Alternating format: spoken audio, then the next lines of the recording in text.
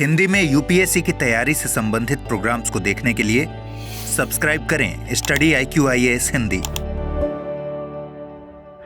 किसी देश की सुरक्षा में जो सबसे इम्पोर्टेंट रोल प्ले किया जाता है वहाँ की मिलिट्री या वहाँ की आर्मी या वहाँ की डिफेंस के द्वारा किया जाता है, क्योंकि आप सबको पता है कि सुरक्षा के सामने जो भी चैलेंजेस आते हैं उनको लड़ने के लिए हमको डिफेंस फोर्सेस की नीड हमेशा यहाँ पर रहती है।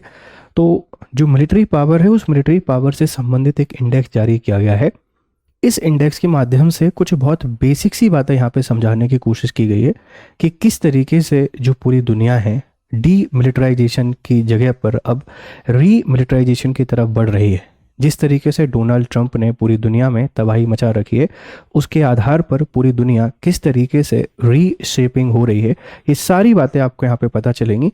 इसमें हम ये भी समझने की कोशिश करेंगे कि भारत की जो रैंकिंग है वो क्या है, इंडिया की रैंकिंग क्या है, और इसी के साथ में इसमें टॉप पर कौन है, इन सारी बातों को समझेंगे।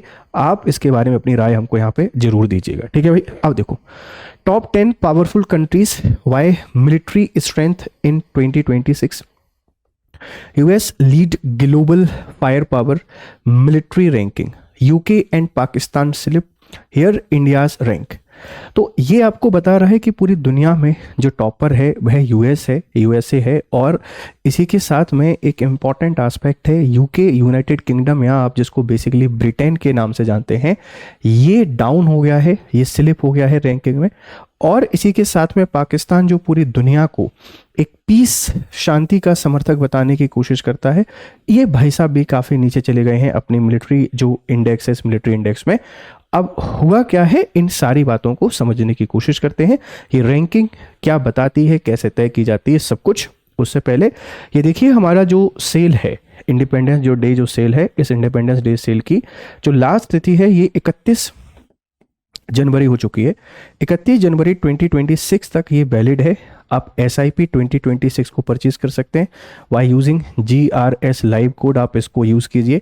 77% ऑफ आपको मिल रहा है, साथ में डबल वैलिडिटी भी आपको मिल रही है। जिस कोर्स की वैलिडिटी जो थी उससे ज़्यादा डबल वैलिडिटी आपको मिलेगी। आप अगर 2027 की तैयारी कर रहे हैं तो प्रतिज्ञा हमारा मॉर्निंग बैच है, ये 2026 और 28 के लिए भी अवेलेबल है, और GRS लाइव कोड यूज़ करते हैं तो 77% ऑफ मिल रहा है, साथ में डबल वैलिडिटी आपको मिल जाती है, और अंतिम तिथि 31 जनवरी है। 2028 के लिए निर्माण बैच अवेलेबल है, और इसके साथ भी कहानी सेम है कि 77% तक ऑफ है, और साथ में डबल वैलिडिटी आपको यहाँ पे मिल जाएगी।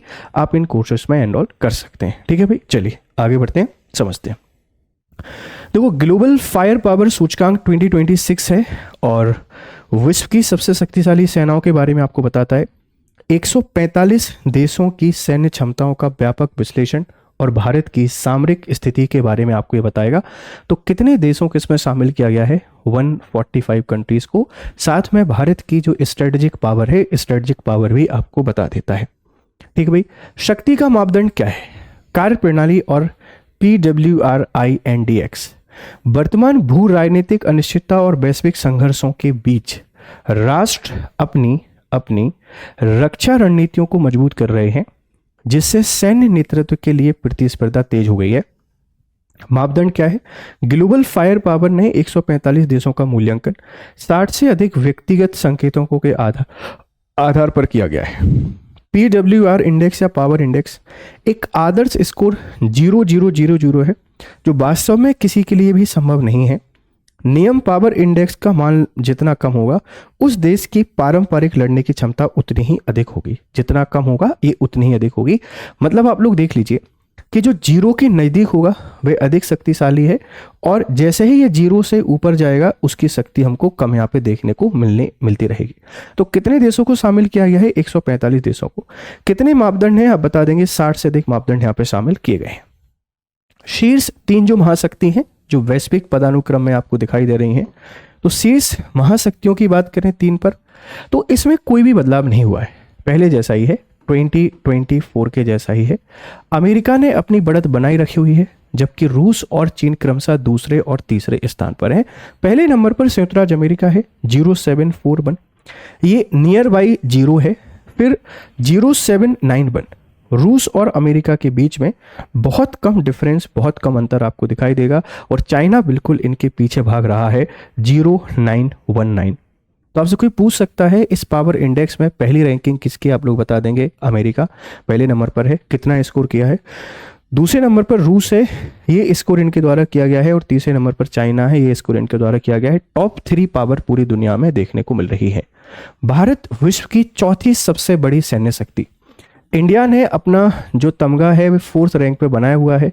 इतने सारे देश होने के बावजूद भारत चौथे नंबर पे आ रहा है। ये बहुत इंपॉर्टेंट बात है इंडिया के लिए। ये कंट्री जो देश बहुत सारी डाइवर्सिटी, बहुत सारी विविधता लेके चलता है, बहुत सारे चैलेंजेस अपने पास हैं, लेकिन उसके बावजूद भारत अभी भी चौथे स्थान पर आपको देखने को मिल जाता है। ध्यान रखना हमारी रैंक स्थिर है, मतलब 2024 में भी हमारी रैंक यही थी।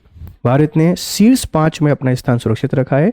पिछले वर्ष की तुलना में रैंकिंग में कोई बदलाव नहीं हुआ है, जो वैश्विक मंच पर भारत की स्थिर और मजबूत सैन्य स्थिति को दर्शाता है। मतलब हम लोग थोड़े से ही पीछे हैं, चाइना से तो थोड़े पीछे हैं, रूस से थोड़े से ज़्यादा पीछे हैं और अमेरिका से थोड़े और ज़्यादा पीछे हैं। लेकिन फिर भी इतने सारे देश होने के बावजूद आप चौथे नंबर पर आते हैं, तो आपकी जो सैन्य पावर है, मिलिट्री पावर है, उसको कम नहीं आंका जा सकता। मतलब भारत काफ़ी अच्छा परफॉर्म कर रहा है इस रैंकिंग में। ठीक है भाई। शीर्ष 5 का अभेद किला।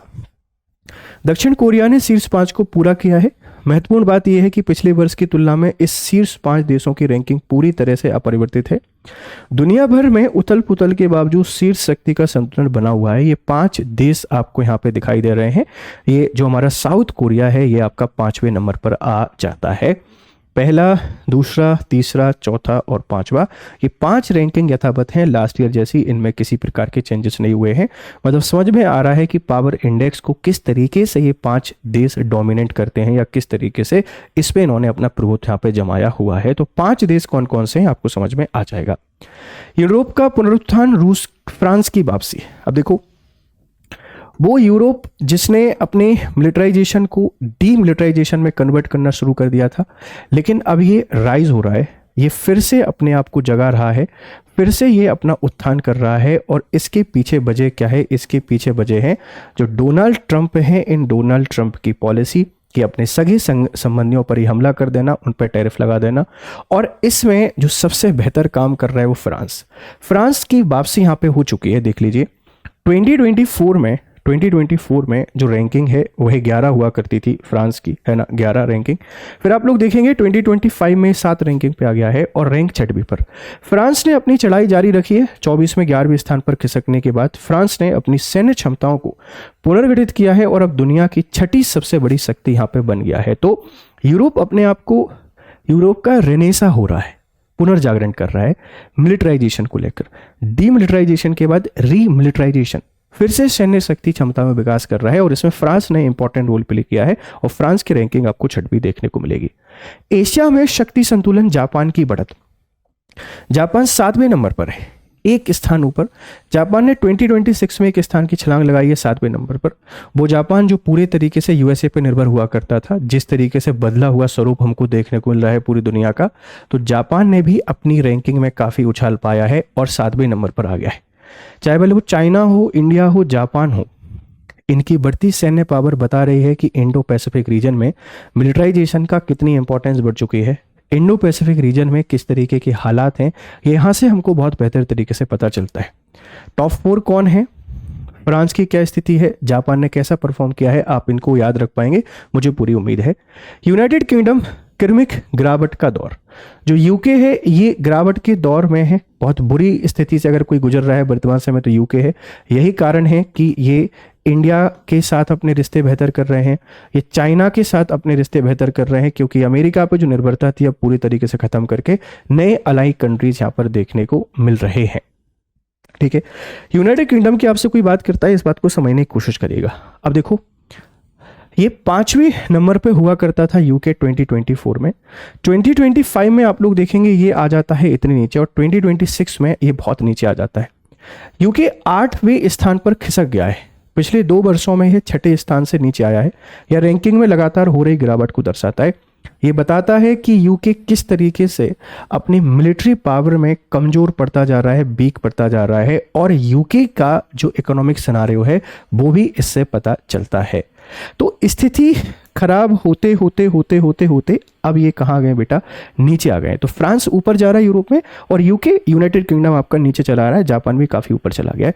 जर्मनी ने काफ़ी बड़ी छलांग लगाई है, एक नई सैन्य शक्ति। क्या जो जर्मनी है, जर्मनी ये फिर से वर्ल्ड वॉर थर्ड में को कराने में इंपॉर्टेंट रोल प्ले करेगा। देखो 19 रैंक हुआ करती थी इसकी 2024 में, और 26 में ये रैंक 12 पे आके खड़ा हो गया है। 7 स्थानों की छलांग लगा दी है। इतनी खतरनाक छलांग। क्या जर्मनी एक बार फिर से कुछ तबाही मचाएगा? क्या जर्मनी एक बार फिर से हिटलर जैसा हमको देखने को मिलेगा? तो किस देश में क्या चेंजेस आए हैं, ये सारी बातें आपको याद रखना है, क्योंकि यहाँ से क्वेश्चन बन सकता है इसी तरीके के स्टेटमेंट के बेसिस पर। तो जर्मनी ने सबसे उल्लेखनीय बढ़त दर्ज की है 2 वर्षों में, 19वें स्थान से सीधे 12वें स्थान पर आना उसकी सैन्य क्षमताओं में महत्वपूर्ण सुधार और रक्षा नीति में बदलाव का संकेत हमको बताता है कि काफ़ी बदलाव हमको देखने को मिल गया है।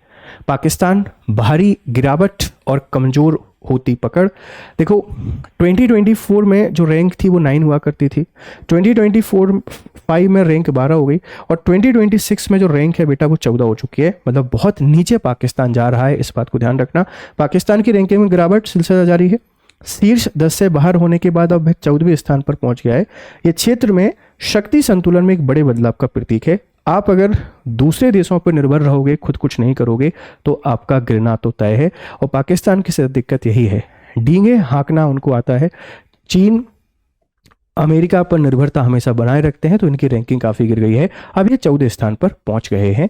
इटली शीर्ष 10वें स्थान सुरक्षित है, रैंक इसकी 10 है यथावत। इटली ने अपना 10वां स्थान बरकरार रखा है, जिससे दुनिया की शीर्ष 10 शक्तियों की सूची को पूरा करता है, इस बात को ध्यान रखना।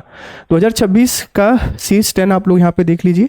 ये 4 कोई दिक्कत नहीं है, दक्षिण कोरिया, 6वां फ्रांस है, 7वां जापान है, 8वां यूनाइटेड किंगडम है, और ये 10वां आपको बेटा कौन दिखाई देगा, इटली दिखाई दे जाता है, इस बात को ध्यान रखना। ये पूरी की पूरी आपकी रैंकिंग है, कौन स्थिर है कौन नीचे आया है। निष्कर्ष है स्थिरता और बदलाव का युग है। शीर्ष 5 देश देखो बेटा अपनी जगह से नहीं उले हैं, मध्य में हलचल यहाँ पे चल रही है। संकेत शक्ति केवल आंकड़ों में नहीं है बल्कि गति है। ये बताता है कि अब आपको आगे बढ़ने के लिए अपनी सैन्य शक्ति को मजबूत करना पड़ेगा, तब जाके आप आगे बढ़ पाएंगे, नहीं तो परेशानियों का सामना करना पड़ सकता है। मुझे पूरी उम्मीद है ये रिपोर्ट आपको समझ में आई होगी, और ये पूरे के पूरे रीजन में किस तरीके से शक्ति संतुलन को बनाए रह सकता है उसके बारे में भी आपको बताती है। आपकी राय हमको यहाँ पर जरूर दीजिएगा, मुझे उम्मीद है आपको समझ में आया होगा। ठीक है मेरे बच्चों, चलिए जाते जाते आपके लिए फ्री ऑफर है, आप इसमें एनरोल कर सकते हैं, बढ़िया तरीके से आपकी पढ़ाई कर सकते हैं, और फिर मिलते हैं क्लासेस में। तब तक thank you very much, have a nice time, good day to all. Hindi में यूपीएससी की तैयारी से संबंधित प्रोग्राम्स को देखने के लिए सब्सक्राइब करें स्टडी IQ IAS हिंदी।